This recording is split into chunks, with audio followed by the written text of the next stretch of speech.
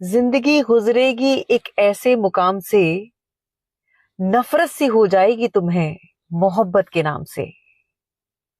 अगर आपकी उम्र 20 से 35 वर्ष के बीच में है और आप अपना फोकस पढ़ाई और करियर की बजाय दीवानगी में लगाए हुए हैं, आपको किसी के प्रति इतना मोह लगाव हो गया है कि आप सिर्फ उसके पीछे भाग रहे हैं, तो इन बातों को ध्यान रखें।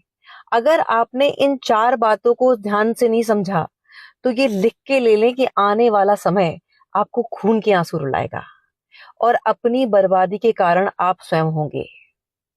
अभी पिछला जो वीडियो मैंने बनाया है उस पर एक स्टूडेंट है, उन्होंने कमेंट किया कि मैम, एक लड़की के प्रति मेरा अट्रैक्शन बढ़ता जा रहा है और मैं मेरा उसके प्रति इतना झुकाव है कि मुझे उसे खोने से डर है और इस वजह से मेरा पढ़ाई में मन नहीं लग रहा है, मेरा मार्गदर्शन करें। तो मुझे लगा कि मुझे इस पर वीडियो बनाना चाहिए और हो सकता है इस वीडियो को देखने के बाद बहुत सारे लोग मुझे ट्रोल भी करें, पर मुझे फर्क नहीं पड़ता, जो सत्य है मैं बस वो कहूंगी।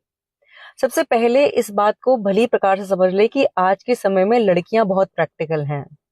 लड़कियों को एक बॉयफ्रेंड ऐसा चाहिए जो पूरी तरह से बेरोजगार हो, उनके नखरे उठाए, उनके सारे टेंट्रम सहे और एक फोन कॉल में आप भागकर उनके पास पहुंच जाएं।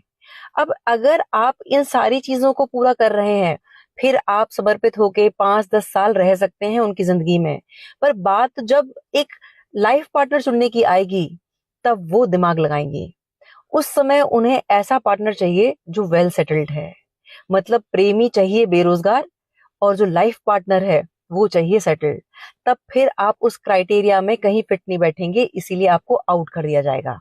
दूसरा, आप इस बात को भली प्रकार से समझ लें कि आज से 15-20 साल पहले जब बहुत अच्छी अपॉर्चुनिटीज नहीं थी, लड़कियों को पढ़ाई का मौका नहीं दिया जा रहा था, तब जब लड़कियां 19-20 साल की होती थी तो माता पिता ये जिम्मेदारी रिश्तेदारों को देते थे कि बिटिया बड़ी हो रही है, अब उसके लिए कोई भला रिश्ता ढूंढो। लेकिन अब यही जिम्मेदारी लड़कियों ने खुद उठा ली है। अब लड़कियां जब बाहर निकलती हैं तो ऑफलाइन ऑनलाइन उनके पास बहुत सारे ऑप्शंस होते हैं और वो सबको चेक करती हैं। और लड़कियां उस ऑप्शन को चेक करती हैं जो लड़का अपने माता पिता से दूर, अगर वो आउट ऑफ इंडिया है तो बहुत बढ़िया है, नहीं तो कहीं मेट्रो सिटी में है जहां साल में भी होली दिवाली भी उन्हें ससुराल ना जाना पड़े, जहां वो शॉर्ट्स पहन के रह रही हैं और एक कॉल पे स्विगी जोमेटो से खाना आ रहा है और ऑनलाइन, जहां उन्हें कोई रिस्पॉन्सिबिलिटी ना लेनी पड़े, उनके सारे सपने पूरे हों, वो ऐसे पार्टनर को चुनती हैं। ऐसे में उनका एक फेवरेट डायलॉग है कि बाबू पापा नहीं मानेंगे या पापा नहीं मान रहे हैं, इसलिए मजबूरी में मुझे उनकी ही पसंद से एक लड़के से शादी करनी पड़ रही है, जबकि वो उसकी खुद की पसंद का है। अब ऐसे में आप सोच लें, आप अगर अपनी पढ़ाई को, करियर को प्राथमिकता नहीं देंगे, तो वहां वो तो मौज कर रही होगी और आप यहाँ तिल तिल करके मर रहे होंगे। तीसरा, इस बात को भली प्रकार से समझ ले कि किसी लड़की के प्रति अगर आपका एक मोह है, एक जुड़ाव है, तो उसको मोटिवेशन की तरह लें। मिलने में, बात करने में कहीं कोई बुराई नहीं है, लेकिन आपका उस लड़की के प्रति जो आकर्षण है, जो मोह है, वो आपको मोटिवेशन देना चाहिए। अगर वो आपको इतना डिस्ट्रैक्ट कर रहा है कि अपने लक्ष्य से आपको भटका रहा है, तो फिर आप ये समझ लें कि आपका भय बिल्कुल सत्य होगा, लड़की भी जाएगी और करियर पूरी तरह से चौपट हो जाएगा। इस बात को समझ ले कि अगर उस लड़की को आपने मोटिवेशन बनाया और एक बार को अगर वो लड़की आपकी जिंदगी में नहीं आई, फिर भी आपके पास बहुत अच्छे ऑप्शंस होंगे। एक लड़की जाएगी, ऐसी हजारों लड़कियों की, बहुत अच्छी लड़कियों के लिए आपके पास ऑप्शंस होंगे। तो उस बात को भी आपको प्रैक्टिकली समझना होगा। अब जो चौथी इंपॉर्टेंट बात है, उसे अच्छे से समझ लें।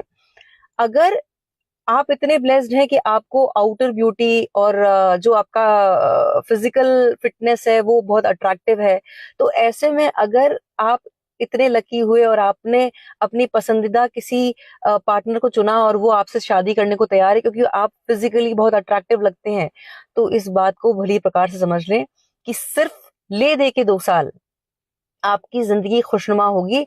उसके बाद आपको इतना प्रेशर दिया जाएगा क्योंकि आपके ही ऊपर उस लड़की के सपने पूरे करने की जिम्मेदारी होगी। अब ऐसे में आप लोन भरते रहेंगे क्योंकि आपने करियर में तो काम किया नहीं था, आपका फोकस तो सिर्फ दीवानगी पे था। तो शादी तो आपकी हो गई, लेकिन अब आपके ऊपर प्रेशर रहेगा उस लड़की की सारी ख्वाहिशें पूरी करने के लिए। फिर आप इस बात के लिए मलाल करेंगे कि यार कौन सी मनहूस घड़ी में ये लड़की मिली थी और जिस वजह से मैंने शादी कर ली और मैं फंस गया। इसीलिए भी आपको करियर पर फोकस करना ही होगा।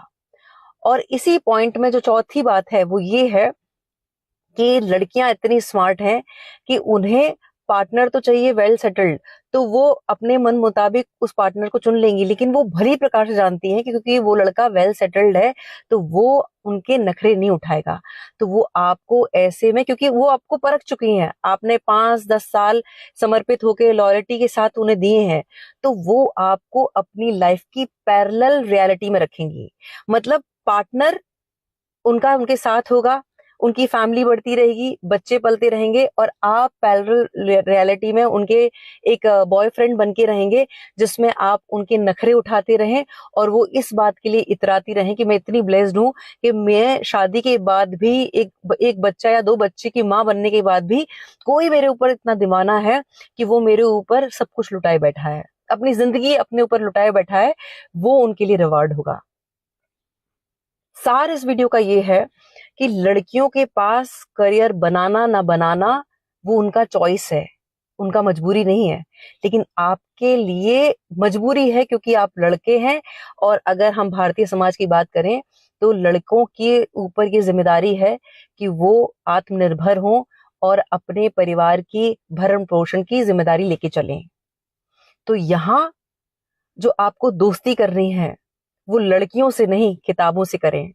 लड़कियां आपको रुलाएंगी और आपका खर्चा बढ़ाएंगी, लेकिन ये किताबें आपका जीवन बनाएंगी और आपका खर्चा संभाल लेगी। अब चॉइस आपकी है।